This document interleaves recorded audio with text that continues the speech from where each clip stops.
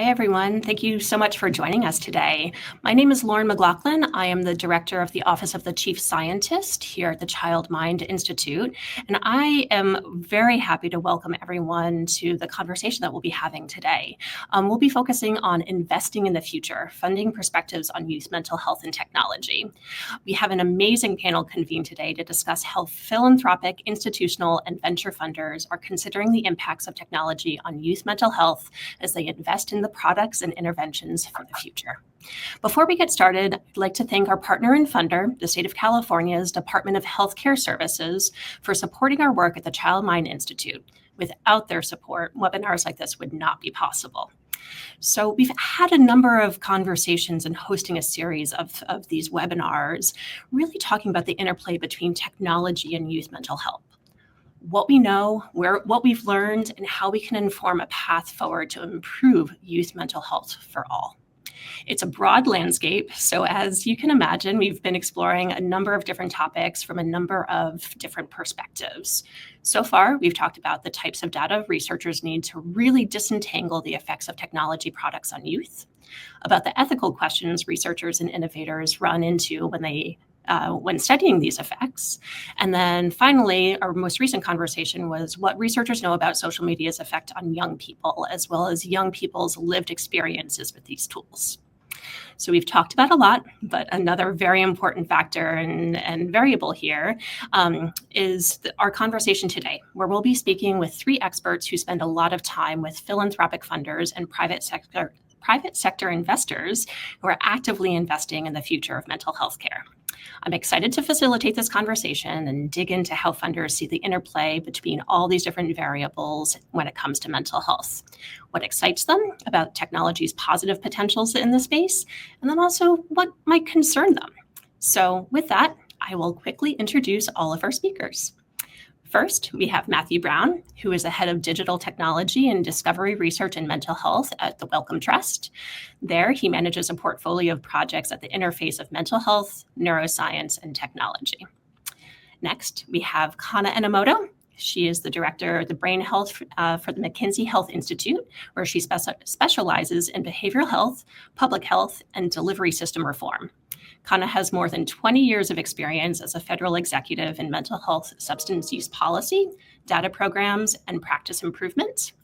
And then finally, we have Gaia Brignone, who is the head of community and communications at Kokoro, a mental health nonprofit that mobilizes action and capital to create a mentally healthy world.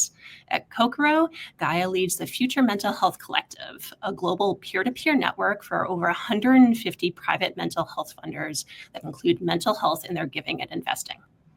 So with that, let's dive in. So I want to start with a little bit of at the end.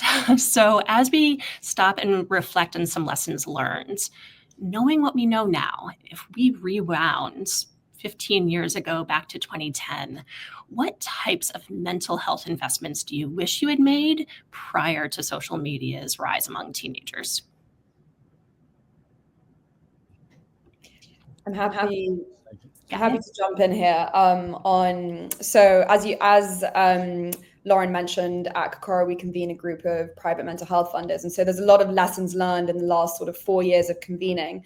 And I think that, as tech and digital mental health tools become so much more involved in young people's lives, there's definitely some learnings that, it's easy to kind of look back on things now with hindsight and be like, oh, we should have done that. But sort of knowing what we know now, I think one area is definitely preventative education on digital well-being. So looking sort of at how could we have invested better into education programs that really promote digital literacy and healthy online behaviors, really helping teens understand, the sort of the emotional effects of online behaviors and the importance of also balancing screen time with also offline activities. There's some incredible organizations now really working at that intersection and looking at sort of what digital wellness is. So it's great to see that happening, but that's definitely an area of investment that I think that if funders had looked at that better, it would have set youth up much more with the tools and the resources and sort of the resilience needed in order to be able to deal with the pressures of the online world. That's one. I'll pass it on to one of you guys to continue. I'll jump in. I think it's important to recognize, hindsight is 2020, I suppose. But even today, we know that for Gen Zers and soon to be for Gen Alphas, I think technology, the relationship with social media and tech it's not all bad, right? It's a nuanced relationship, and there are many good things.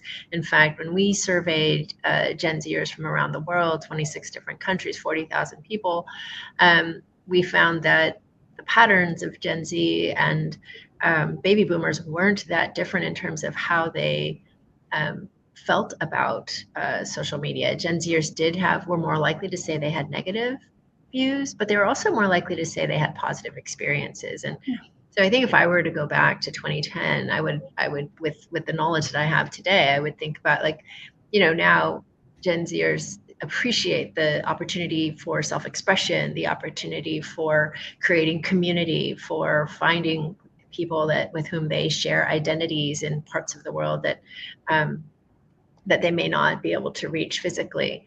And so I think I would hope to strengthen some of those aspects of social media and digital technologies while doing what, as Guy has said, like doing the preventive education, helping people understand what are the risks, what are the limits that one might want to put onto these tools, so that they can do the least harm and also foster the most good. Absolutely. Matthew? Yeah, I guess I can jump in. So I think Welcome are sort of relatively new in some sense to this space, right? So we have been investing in a targeted way in mental health since maybe 2017, 2018. Prior to that, we had, a substantive portfolio related to mental health, but not really targeted in the same way. Hindsight's a great thing, but we are also a very, we are a research funder, so we fund primarily scientific research. And I think back then, what I would love to have seen is a clearer commitment to integrating social media data streams alongside other types of data that we already collect. And we all know of good, large scale, long data collection studies and cohorts where we're collecting lots of really valuable information about folks, about their lives, about their mental health status. But that data very much lives in a different world often to the social media data. And even now we know the challenges that social media bring in relation to mental health. It's still hard for researchers to actually directly bring in social media data and assess it in relation to other types of data. And so maybe some targeted investments around how you incorporate these types of data streams into ongoing research to generate the evidence base. As Kana said, there's lots of noise around social media. Some stuff could be really good and some stuff could be really bad, and it might depend on who you are and what your predisposition is about which trajectory you go down. So until we know that and we have rigorous evidence, we'll always be wondering, and we won't have a strong and a firm footing. And I think so a rigorous incorporation of those types of data streams with other types, bringing in the voice of lived experience into that process so people can really understand the types of research that's done, trust is high, and then just recognition that there is no silver bullet in mental health a lot of the time, right? It's a complex interplay between many different factors in people's lives, and so we need to recognize that in the richness of data that exists that we use to better understand it. And so social media is just one of those components. Yeah, so all that being said, as we're trying to build out the evidence base that we can lean into in order to drive and really understand the learnings of the platforms and the technologies, the nuanced relationship of the users, the technology, the portfolios, and then making sure that we're appropriately educating everyone on how to use all of those and what that interplay looks like. What are specific opportunities that you think could help accelerate that aggregation of that interplay?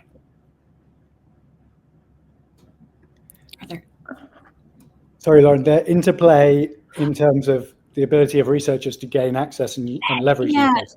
So as we need to build out the body of evidence, as we need to understand the nuanced relationship between the various players and users, and then as we think about prevention and education, are there specific opportunities for funders in order to accelerate that type of an environment?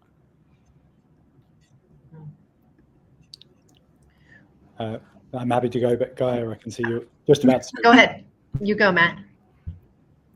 Well, I think, building on what I previously said, so integrating, I think providing researchers with the capability to understand and use these types of data streams. I think actually there are a lot of mental health researchers who potentially understand the value, but maybe don't have the skill set to bring in and use these large scale data streams and analyze them in a sensible way. And, maybe upskilling to a certain extent, but also providing tools for the community to lower barriers to access for these sorts of data sets.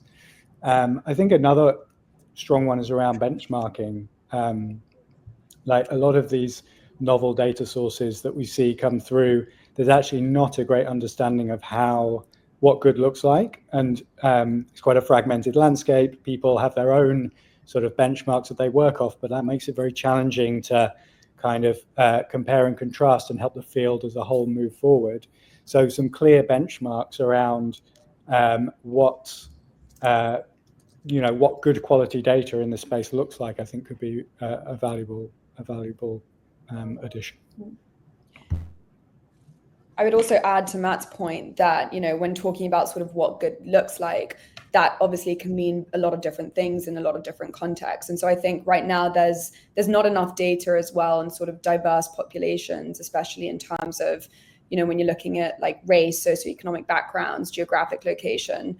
And if we're looking at, we're talking about youth here, and youth specifically from marginalized communities, they face unique mental health challenges that aren't always captured in the mental health data that we currently have. And so building up sort of the data set that, that kind of includes data from all different kinds of demographics, I think is really key, because that also then helps to enable investors and funders to make, equity sort of centered investments, and knowing that, these are tools that are sort of applicable to a lot of different demographics. So kind of building up that evidence base and making sure that we're turning that evidence into ways that investors and funders can actually understand what the evidence is showing and apply it to their considerations. And I think there's also really exciting opportunities now in terms of using AI, the creation of digital twins. I mean, I think there are going to be a lot of unlocks in the very near future that will allow us to accelerate our research and to better understand what works best for whom and when. That think research that would have taken years to do in an analog way will be able to take more disorganized data and then try to make sense of them in a way that we couldn't have done before. If I were to also turn back the clock, I think I would have invested probably more in integrations, because in many ways, mental health got left out of a lot of clinical settings where we do collect data. So if pediatricians weren't asking about mental health, if GPs weren't asking about mental health, it went kind of under the radar. And so we don't know as much as we could know, because it hasn't been at least in the US in many ways, it's not been integrated into our electronic health records and in our data sets in a way that it could have been. So we have sort of siloed data, mental health data is over here and physical health data is over there, and hard to connect. But I think that there's opportunity now that technology is going to bring to build a fuller picture with data that we already have. Yeah, that all makes sense, especially in mental health, knowing that we don't have a biomarker or objective measures of mental health conditions. How does that complicate the landscape, and what kinds of criteria are really useful in assessing the impact of digital mental health tools moving forward, or the impacts of technology more generally, as you start to think of the funding landscape and projects that you all might be involved in? I've already gone first twice. I guess I want to challenge us in some ways. I think we are very quick to say, oh, we don't have biomarkers. There's sort of no real way to know if people have any one of these conditions. I mean, I think that happens to a lot of physical health conditions too. I have migraines. Pretty much they're just taking my word for it. Right? And that happens for lots of other conditions.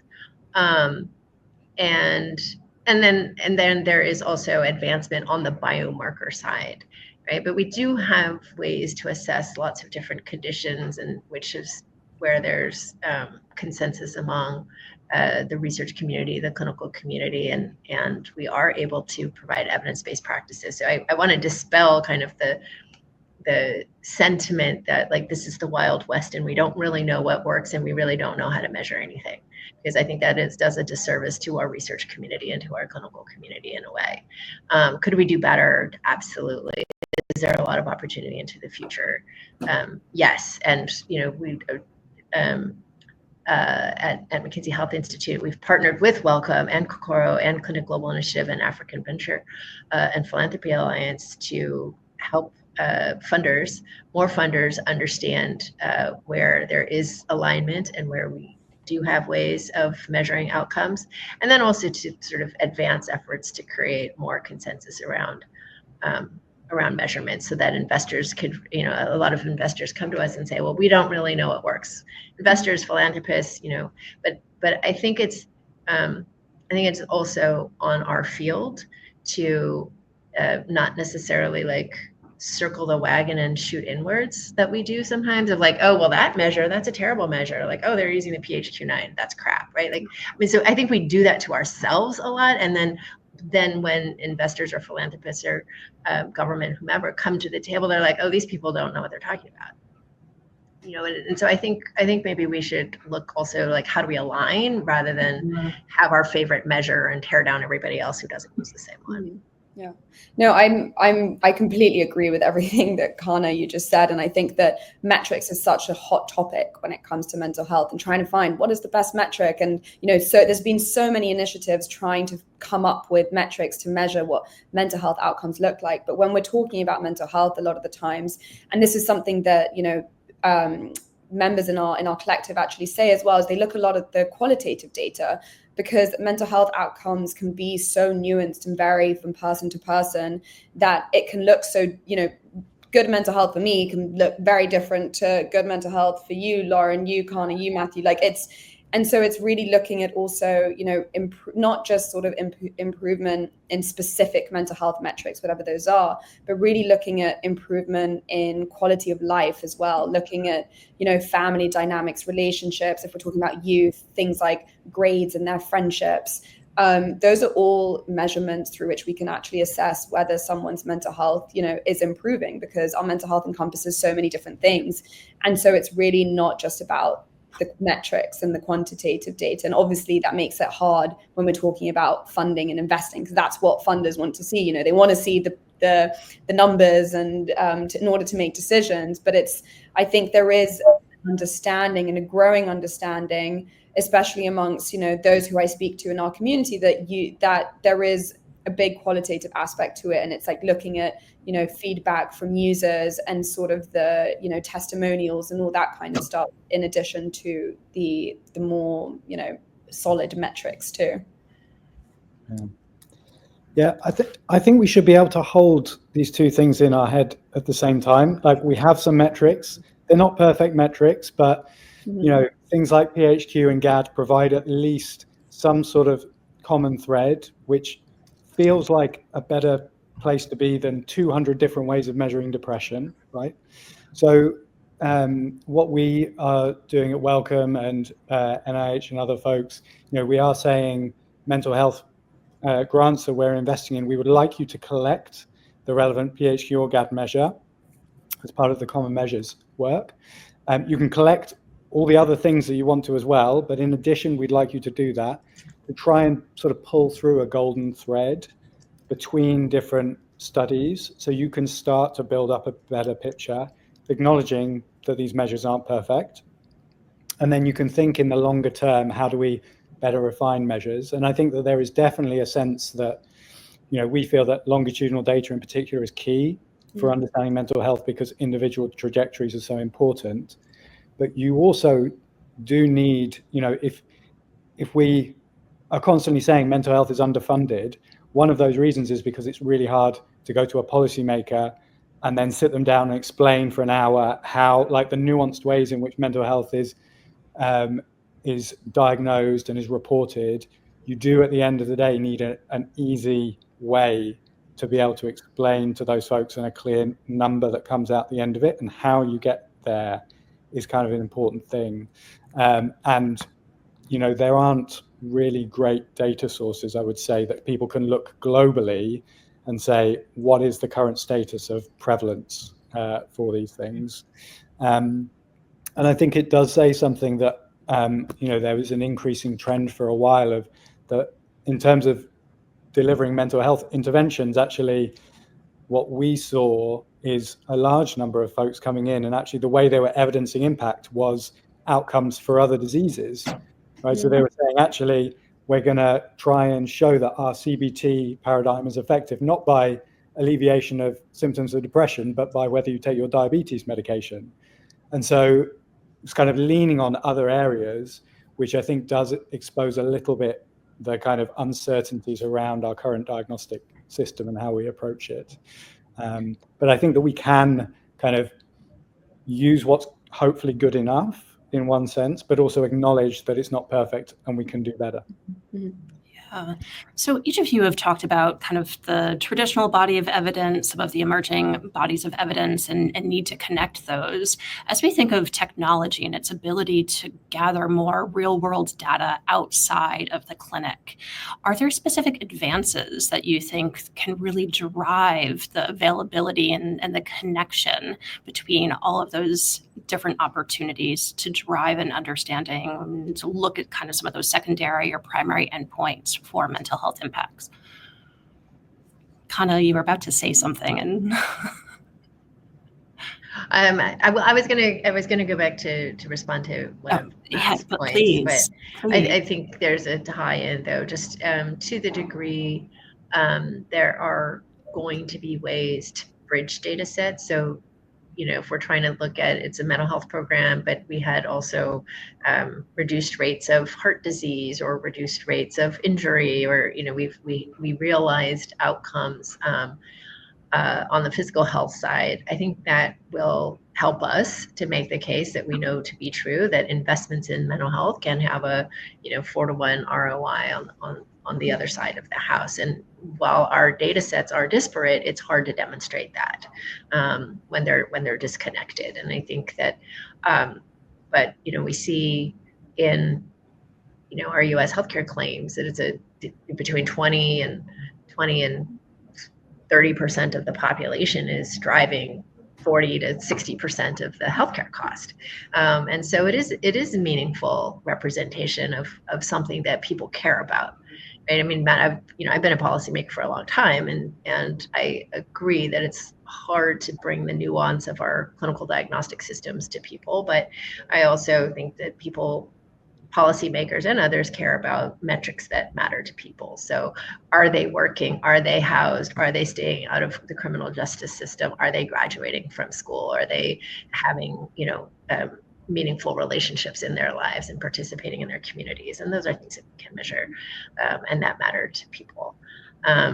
So I think that as we are advancing, whether it's digital mental health or analog mental health, I think thinking about, talking to people with lived experience, what matters to you, what would you like us to measure, like what is a meaningful outcome for you, and sharing that. But, unfortunately, that's going to be idiosyncratic and also challenging to standardize. And so I think there's the other side of this, which is I think messaging and culture change that needs to be brought around in terms of, willingness to pay. It's really nice to pay for a reduced A1C. It's great to pay for blood pressure in the normal range. How do we kind of achieve the same thing for mental health? I think we have to shift the culture so that people value mental health. and see this as a central organizing factor in people's lives and as they participate in society. And I think that takes us to the brain capital conversation, which, you know, we must shift some of that mindset, rather than like, if we have the perfect measure, then people will all of a sudden say, oh, this is important, now we'll pay for it. I don't think the measurement by itself is going to shift that.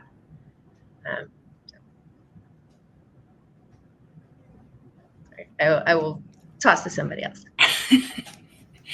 Are there key initiatives that you think could really advance that broader understanding as we think about the holistic, not only the landscape, but also individuals, communities at large, the healthcare system? Are there specific initiatives that you think can really advance and drive the collection and connection of some of that real world data?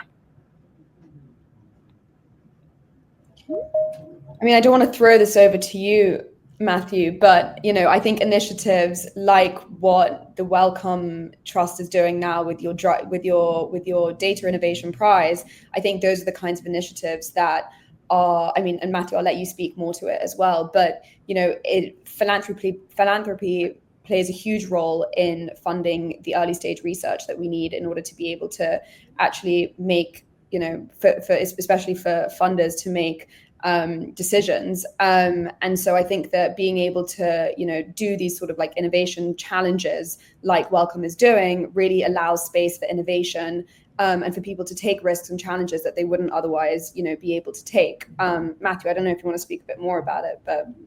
Yeah, you set me up perfectly, guys. Yeah, so we really do see ourselves, you know, part of our role is to generate that useful evidence base that other people can then pick up. And actually, our mental health translation team is very well geared towards also trialing, testing, evaluating interventions in the wild, so to speak. But we see a massive part of our role is generating the evidence base. And I think part of that is sort of the foundational infrastructure I mentioned, like what are the tools that enable researchers to gain access and use these data and generate that evidence base in the first place. And so we fund things like, as Guy mentioned, the Mental Health Data Prize. So we funded a first iteration of that in the UK, which was geared at really trying to target kind of existing data sets within the UK and how you use those to build innovative tools to enable better understanding of mental health problems. And so we funded a few tools off the back of that.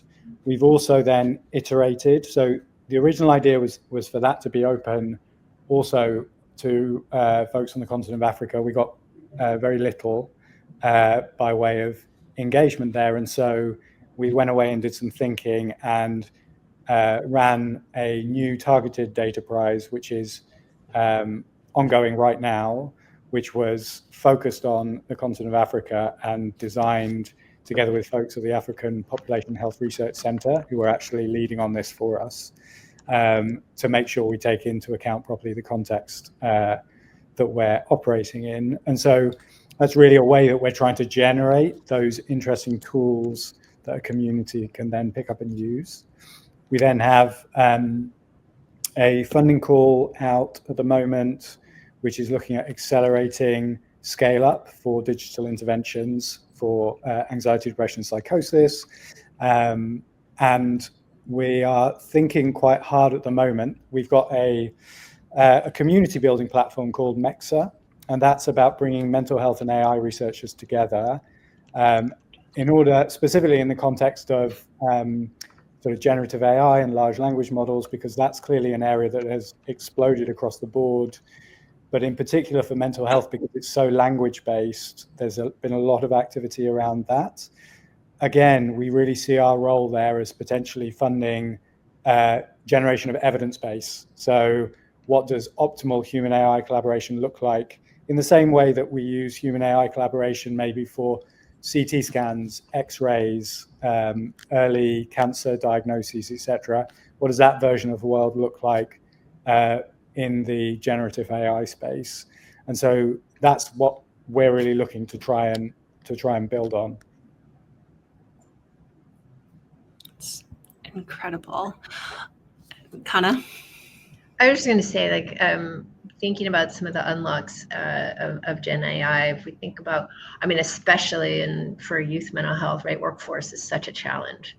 And we have we have a number of rate limiting factors. We don't have enough specialists. We don't have enough clinicians.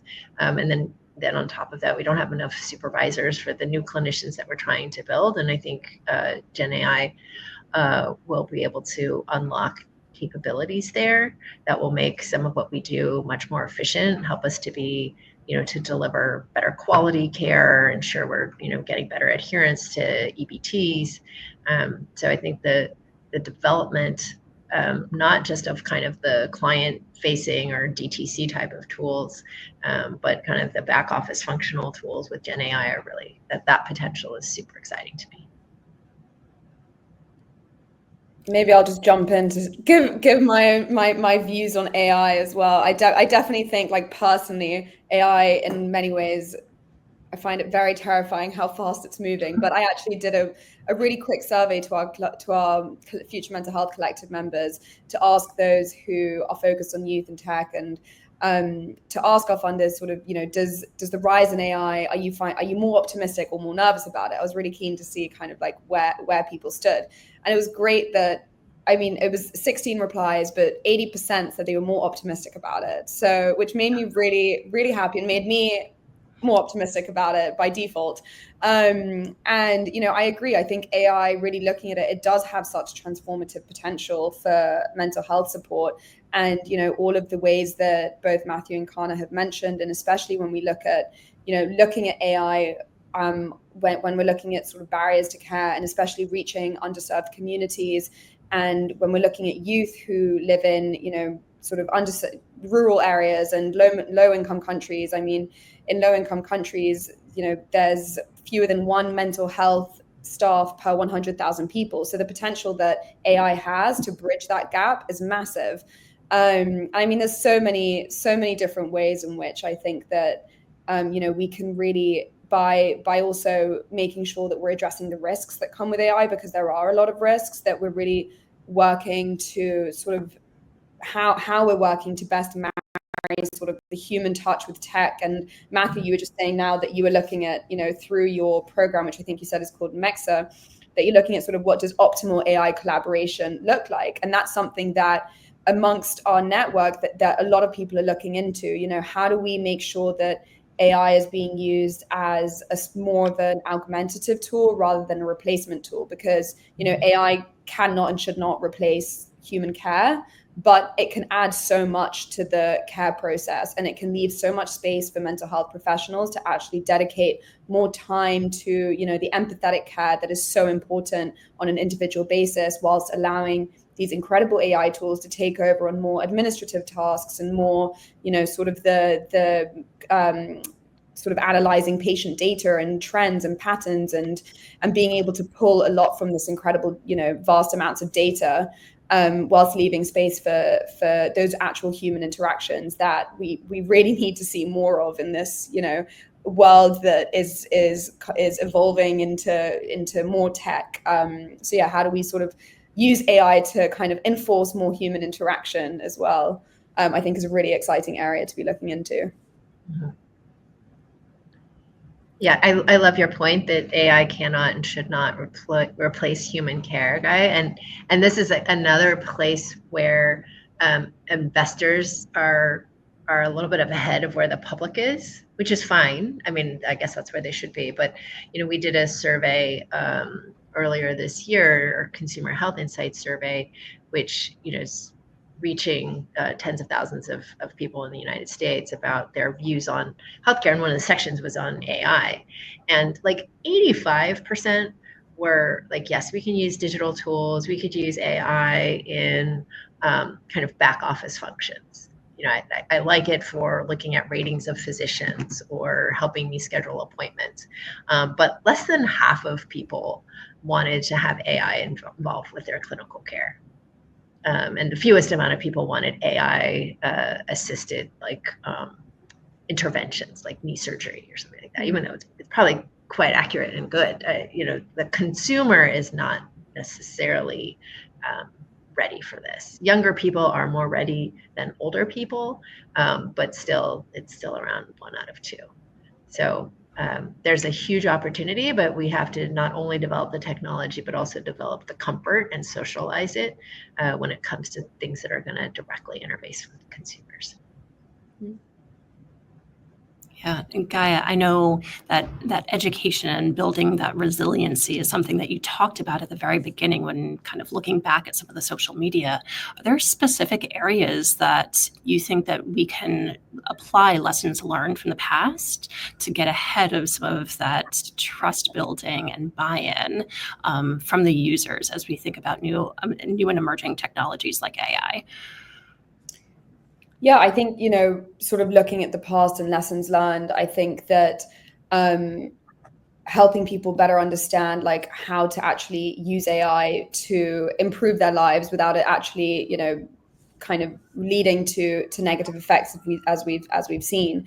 I think that when it comes to AI specifically, I think that in general, it's AI can be used in so many different ways, and it's about educating people. And when we're talking about educating people, I think a big part of the population that we often don't think about, because when we're talking about youth specifically, we're like, okay, let's only look at young people.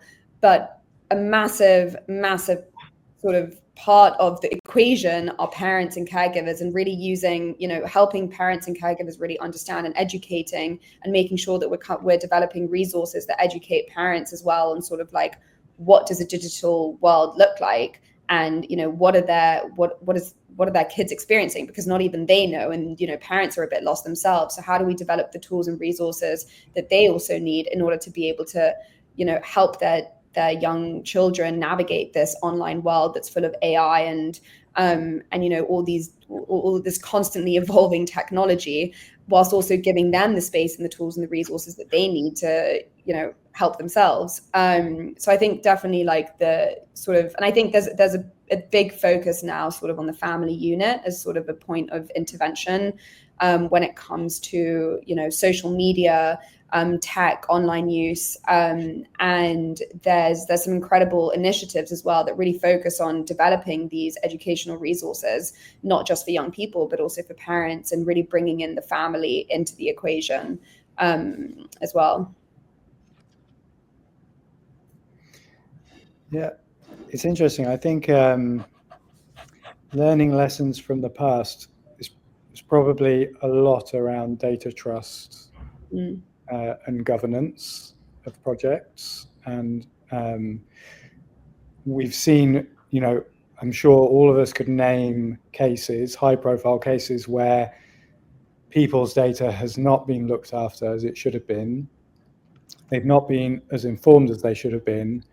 And this just seems to be an area where if one actor behaves badly, it doesn't just impact them, it impacts on the whole sector, because people don't distinguish. They just think this group of people are not taking care of the data that I am providing to them, and it will have a chilling effect on a whole field, and it will reduce the potential impact of digital technology in the sector.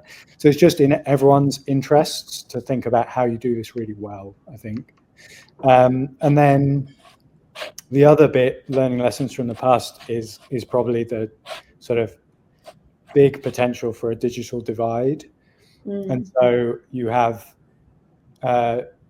large variations in digital literacy within populations, and it's all well and good developing sort of fancy smartphone apps, but you need to acknowledge the fact that that will only reach the same people that get gold standard care across the board, and the people that you miss are the people that always get missed. And a specific example in LLMs will be language. So English language is often is the one that LLMs do generally best on, and the more sort of niche languages, ones that don't have large, high quality, open access corpuses for LLMs to be trained on, those LLMs will just not perform as well, and then you'll get substandard outputs as a consequence. And so how do we try and avoid widening this digital divide and exacerbating the problem? Yeah. I think going back to just a point that I made before as well, but about like what research do we need to see more of and more data? It's kind of this, kind of the cultural relevance one. Like, how do we make sure that we're gathering data from a lot of different demographics? Because when it comes to AI, a lot of the mental health tools that we currently see are often trained on large data sets that are primarily in English and English speaking and Western regions. And that misses out a whole, a massive bunch of the population. And so, the sort of problems of that is that it ends up leading to biases in language, in symptom interpretation, in therapeutic techniques that sometimes don't even, people in other regions of the world can't even relate to. And so it's not even significant, it's not relevant to them. So how do we better create AI tools and models that are trained on diverse data sets? And so it comes back to that, the need of actually gathering data from everywhere in different regions, and making sure that these AI tools that are becoming even more powerful and that could have so much potential, that they're actually being trained on data that people can actually relate to, because otherwise, it doesn't actually end up helping those populations and can actually end up harming them. Certainly. Yeah, and you want to add? I mean, I think the points about diversity and equity and widening the digital divide are such good ones to make. And we've been thinking a lot about how do we, is there a way to create a mental health AI sandbox that could be made available? Because what we've also learned is that some of the implementers who are doing work in LMICs right now, whether they're digitally enabled or not, they have the lowest capability to develop an AI tool themselves. Right. So it will be widening the divide, because also the folks, the companies or the organizations that have the resources and the programmers and to develop an AI tool are not necessarily the ones that are working on the border of the Congo. They're focused on a commercially insured or self-pay population. And so this is we've been thinking a lot with our partners about, is there a data consortium or group that could come together to build an LLM, like a mother LLM that could then have a governance that is made available to folks that are in the space of trying to close those disparities, to create equitable solutions, and to reach people who are the hardest to reach. It's a big challenge. I mean, I could just add a bit to that as well. I think there are initiatives that are trying to develop the corpuses of data to enable, to pull from other languages and then sort of try and fine tune existing models, because we all know how expensive these models are to generate, right? So as much as we love a kind of version of these models for each specific use case, it can be very challenging. And part of the rationale is that they're kind of, in theory, repurposable. I think it is important, having said, how critical diverse data is, it is important to recognize that in terms of data bias, there is no completely unbiased, completely representative data set out there. And if that's our kind of gold standard, we will never get there. We'll just continue collecting data ad nauseum.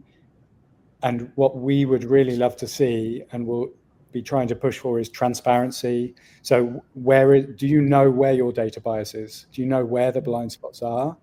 So transparency around the data bias, and have you taken steps to mitigate that bias?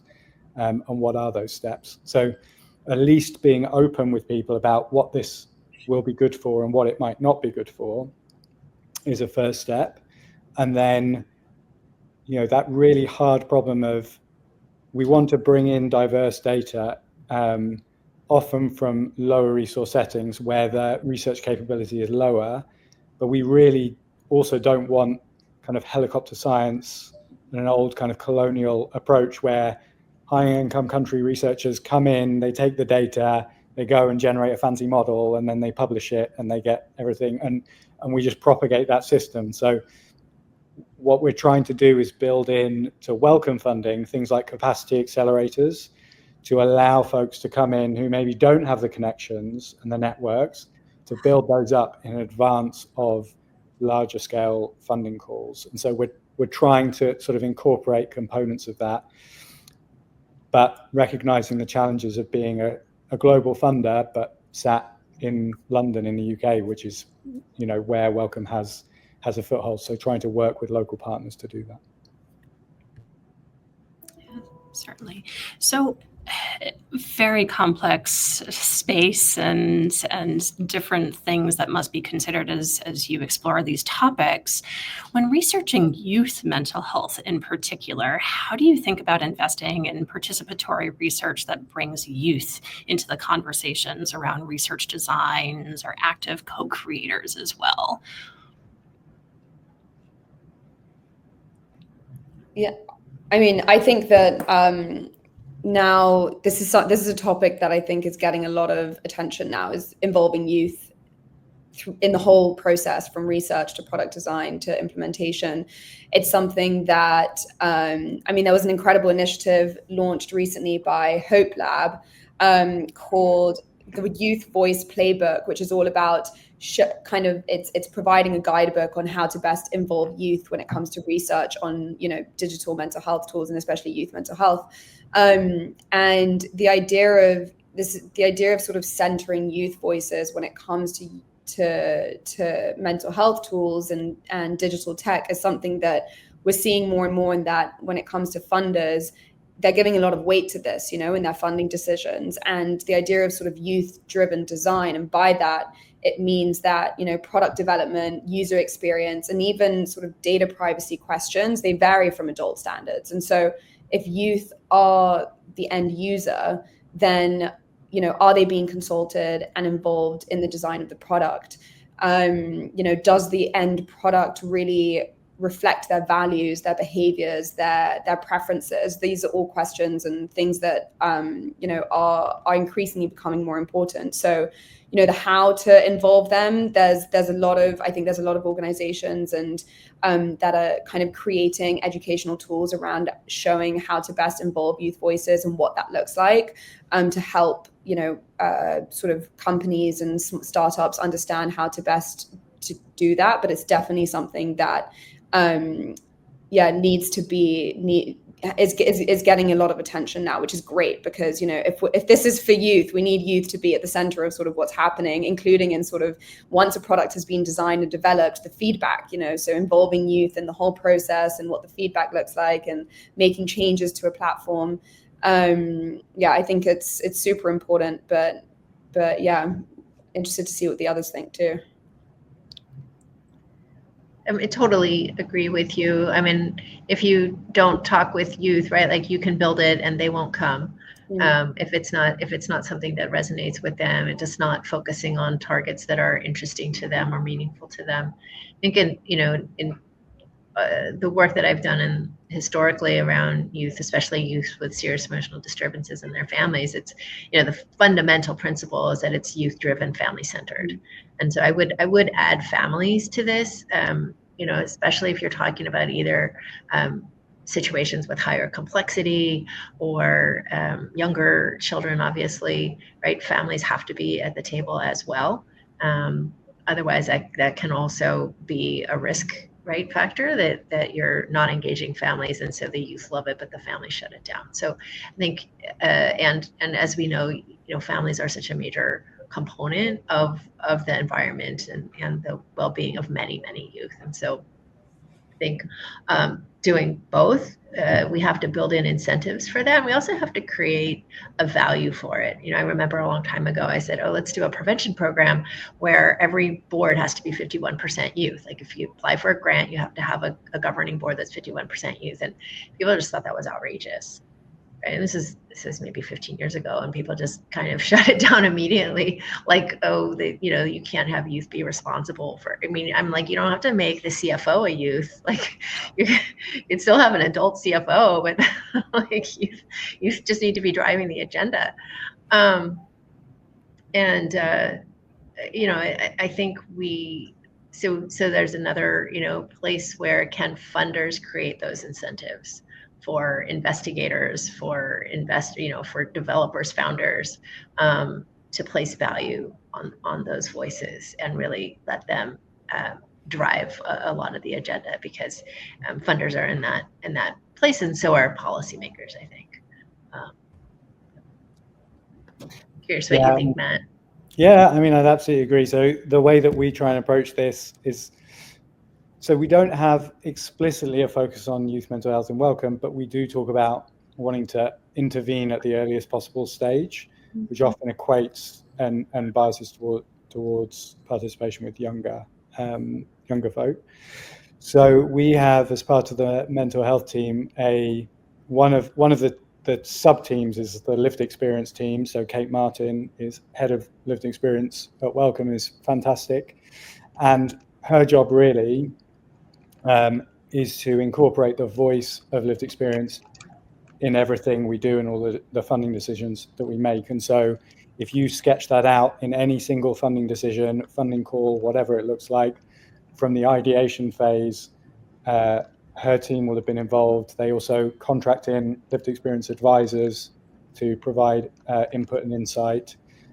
They will then work with us and with external teams to build out and develop those ideas. They will also be a key part of any decision points. So, for example, my mental health funding committees, they will all have lived experience advisors as part of those committees, and they will all provide expert input in the way that research academics do. And then the thing that we're looking for in the programs that we fund, and I think I'll take one example. I mean, I'd love to say it's representative. It's our best example, let's face it. But the Mindkind study that we funded a few years back was really looking at how you do data governance models on sort of mid-scale data collection in a multi-country study. So it was UK, India, and South Africa. And we set up, the program had sort of youth advisory groups within each of those sites. And it really showed actually the value of having those groups explicitly within the grant, and how you should really not make assumptions about some of the decisions that you need to take within grants and data governance. Because one of the things they did was randomize the data governance approaches. And so for one arm, they gave people a choice, right? So what kind of data governance would you like to see within this? Would you like your data to be shared with the wider world? Would you like it to be centralized? How should it be vetted? And then others, they were just randomized to other arms of kind of well-accepted data governance approaches. And actually, the more choice people had, the less engaged they were by the end of it. So actually what they really wanted is to trust the group to do the right thing and have a sense that they know what is happening with their data, but they didn't want to be involved at a sort of in the minutiae of exactly how the data governance approaches happened. And another thing was that it differed between the countries, right? So people's preferences differed slightly between the geographical locations, unsurprisingly. And so just really making sure that we don't assume what we think is best for people, and we're building in the voice of lived experience, the voice of youth in this case, into the governance, ongoing governance of projects, is an important thing for us.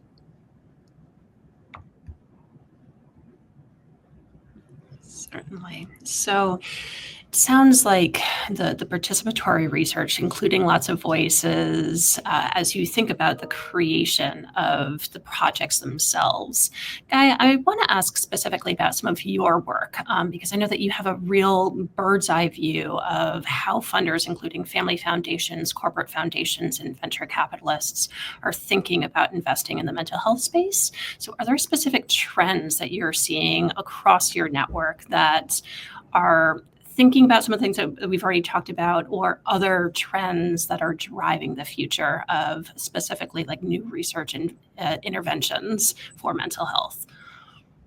Yeah, I mean, so, we convene a group of about 150 mental health funders that focus on, a lot of them focus on youth, not all of them. And of course, amongst them, all individuals, organizations, all have their own specific sort of areas of focus and priorities.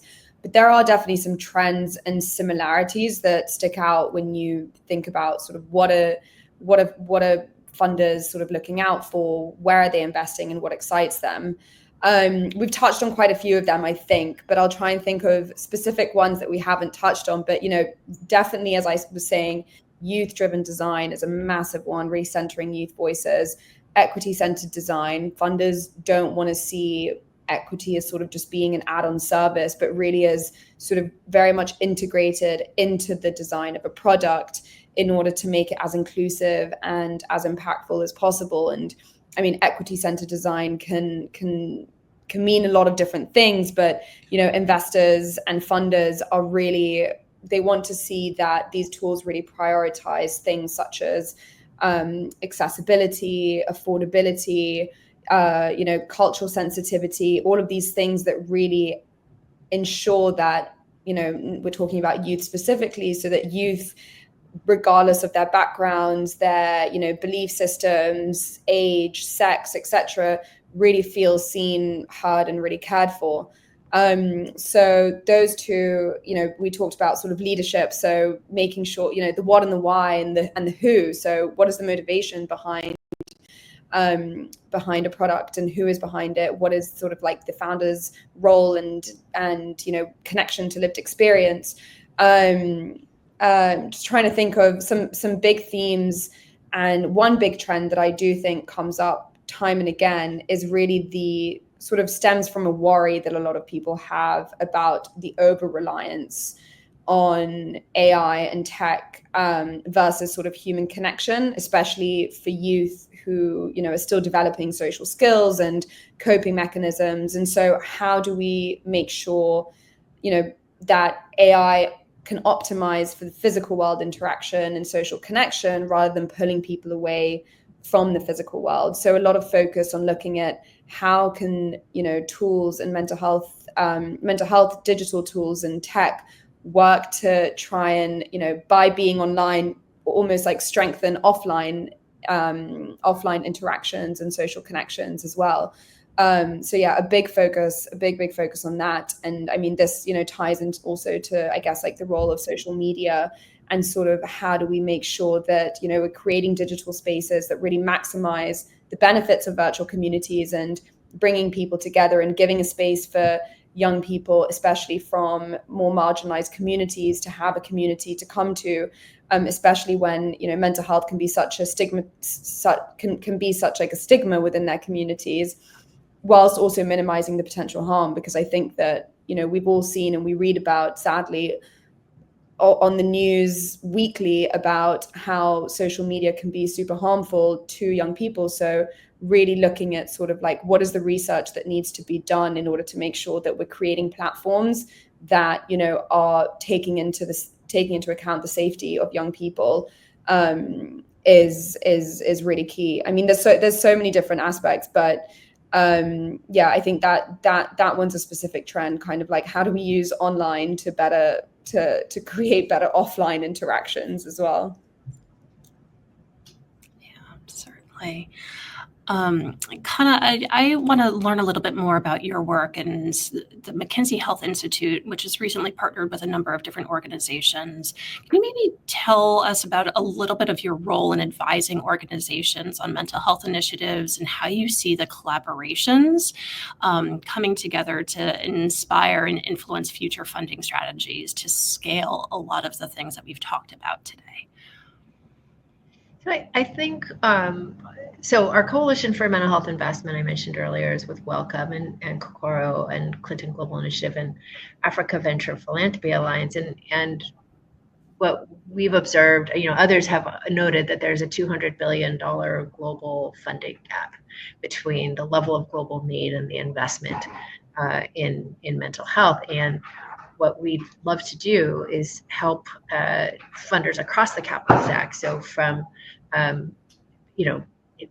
individual investors and philanthropists to institutional investors to government and public and private partnerships, to get them to connect, to think about how do we best move something from idea to product, from product to research to implementation, and then to scale. Because what we see a lot of is like sort of first grade soccer or first grade football, I guess, for you guys. Like, all the kids just like follow the ball around the field, and there's no one sort of hanging back trying to de-risk the investment or to do the very unsexy work of doing the policy change that will be necessary to allow this new intervention to actually scale in a country or in a region. And so we're trying to connect investors. We're trying to inspire investors who aren't yet in the mental health space to say this is a financially viable, measurable area to get in, also important, obviously. We're also thinking about how do we help investors and donors to de-risk investments by championing innovative financing approaches, including combining philanthropic and venture investment, and then how do we integrate, right? Like I think from climate tech, climate finance, the education finance. So there have been a lot of innovation that have been successful in other parts of the world and in these other sectors. And how can we integrate mental health into some of that work so that we can take, HIV, Global Fund, et cetera. How do we both integrate into those sectors, but also learn from them to take some of the tools and take some of the playbooks that worked for them and that could work for us. Awesome. Well, thank you everyone for a wonderful conversation. We've covered a lot of territory. Can I challenge each of you with one last task and maybe a sentence or two of what you hope that you can leave everyone with? What people can walk away with as tangible actions items moving forward? Matthew? I can start.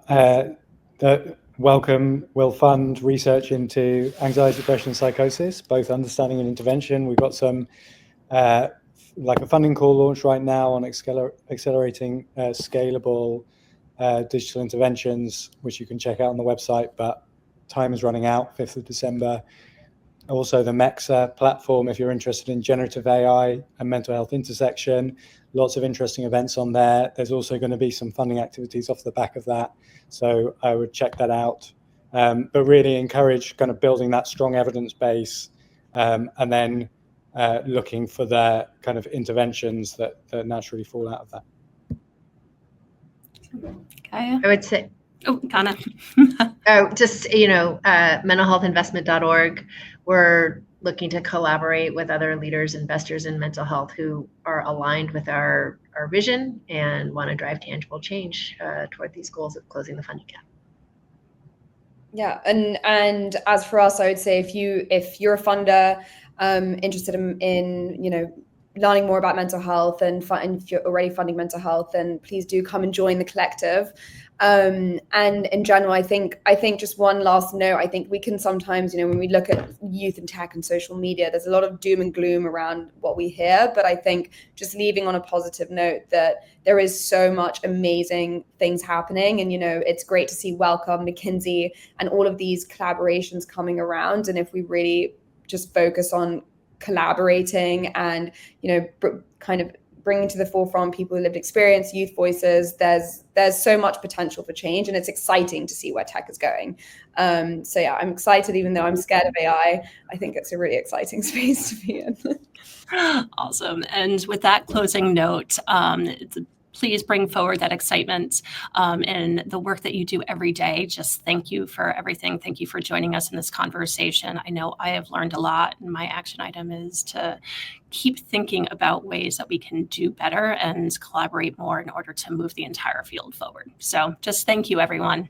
Take care. Thanks all.